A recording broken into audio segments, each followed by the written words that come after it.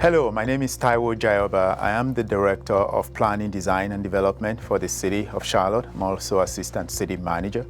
This video model will cover the Planning Department structure, a look at our 2040 Comprehensive Plan, and what Council's role is in our rezoning process.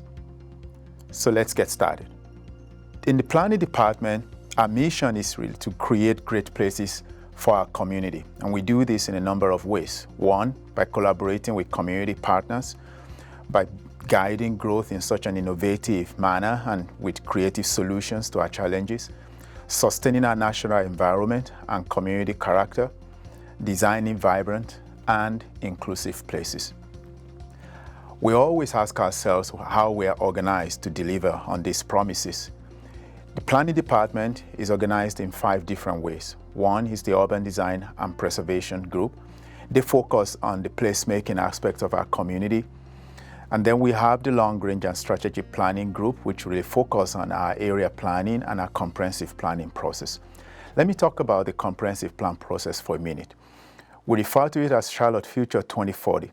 It's a 24-month effort to actually develop a cohesive vision for our city for the next 20 years that will guide how we grow and how we accommodate development in our city over the next 20 years. And so we started this 12 months ago. We're now at the midpoint. We've gathered in a lot of data. We've met with some of you already in the community out there, asking questions, receiving inputs, pretty much challenging a lot of our thought process over the last several years in terms of growth. We expect that over the next 20 years, Charlotte will have about 325,000 people and about 205,000 jobs. How do we make sure that we coordinate these efforts with different agencies and with different segments of our community, neighborhood, businesses, new businesses, existing businesses, small businesses, new neighborhoods, existing neighborhoods, to make sure that no one is left behind in this process? So this plan is going to take input from everybody to determine exactly the different scenarios that will define how we grow in the next 20 years. Then we have our Charlotte Regional Transportation Planning Organization, which is really a metropolitan planning agency. They receive federal and state funding that determines exactly where we should be planning in the future. They develop what they call the Metropolitan Transportation Plan every 5 years that capture different things in terms of corridor planning, in terms of trends in transportation, whether they be advent of autonomous vehicles in our community or where new roads should go, expansion of existing roads. They even contribute as well to our transit system. And then we have our Charlotte Development Center, which is new. Our staff strength in planning is over 100 people, and Charlotte Development Center became part of planning, design, and development about a year ago due to council budget in FY 2019. Brought a number of staff together from different departments to really be able to expedite and enhance our planning and building permitting process. It also allows us to interface with different agencies like NCDOT, like the fire department, like water, so that in one place we're able to review different permits that are submitted to us, different plans that are submitted to us for review before we issue permits.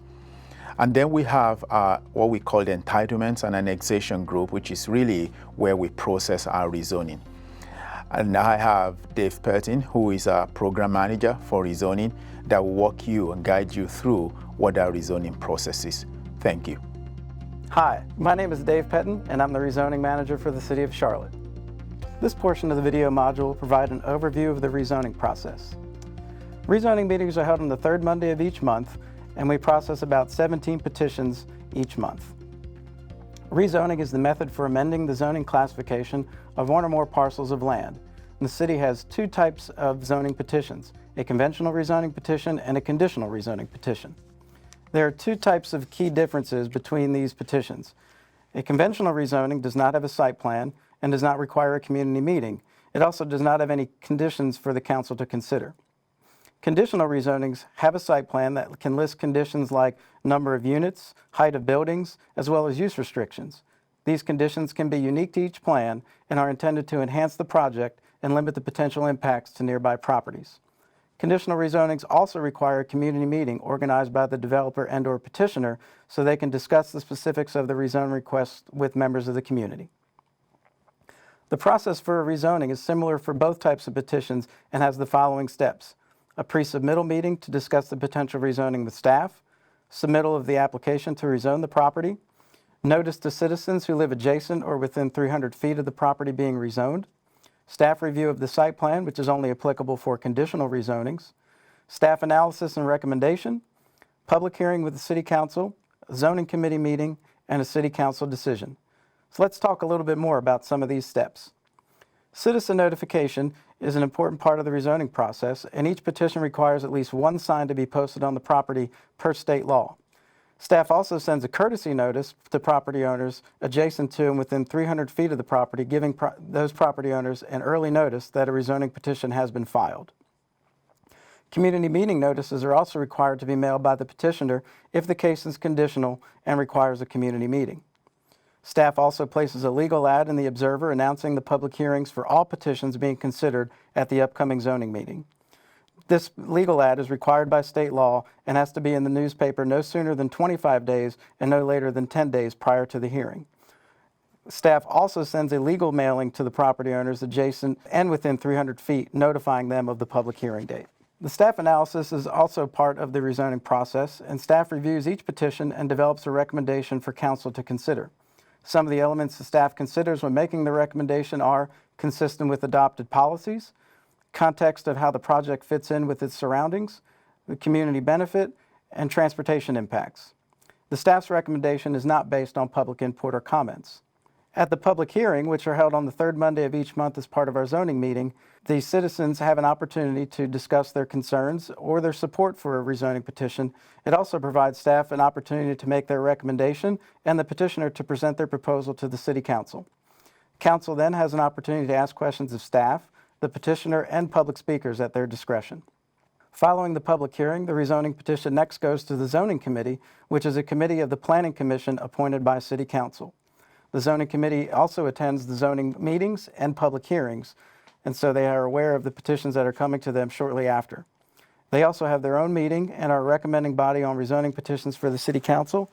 The Zoning Committee meeting meets 2 weeks after the public hearing, which typically is the first Tuesday of each month, although the calendar sometimes has a meeting fall on the last Tuesday of each month, just depending on when those 2-week time frames occur.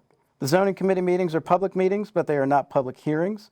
The public is welcome to attend, but public comment is typically not open during these meetings, although they can take and ask questions at their discretion. The Zoning Committee will then make a recommendation to City Council on each petition, and the recommendation is independent of staff's recommendation. Following the Zoning Committee meeting, the City Council will then consider a decision on the rezoning petition, also occurring at their zoning meeting on the third Monday of each month. These decisions typically occur 1 month after the public hearing, and they cannot be considered until the Zoning Committee has made a recommendation on the petition. City Council considers staff recommendation, Zoning Committee recommendation, as well as public input to reach a decision on each petition. Once a decision has been voted on by City Council, the petition is either approved or denied. A valuable tool for the rezoning process is our website, rezoning.org. It is our clearinghouse for information for all rezoning petitions. Information is sorted by petition number and includes things like site plans, staff analysis, staff comments from other departments, community meeting reports, and other relevant information. Staff is always available to help you with questions that you may have or that you may have received about rezoning petitions. Don't hesitate to contact me or the staff resource listed on the petition's webpage on the rezoning.org website. We look forward to meeting with you on the third Monday of each month and working with you on creating great places for our community. Thank you.